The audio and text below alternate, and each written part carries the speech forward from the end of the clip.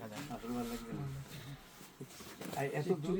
এত দূর থেকে আসার মানেটা অ্যাকচুয়ালি আপনাদের ফেসবুক একটা পেজ আছে, এটার মধ্যে দেখি ভালোই লাগে, তো সেদিন আমি স্যারও শেয়ার করলাম, স্যার বলে ঠিক আছে চলো যাই, তো আইলাম আর কি দেখলাম। আজকে তো এত মাল কিনলেন।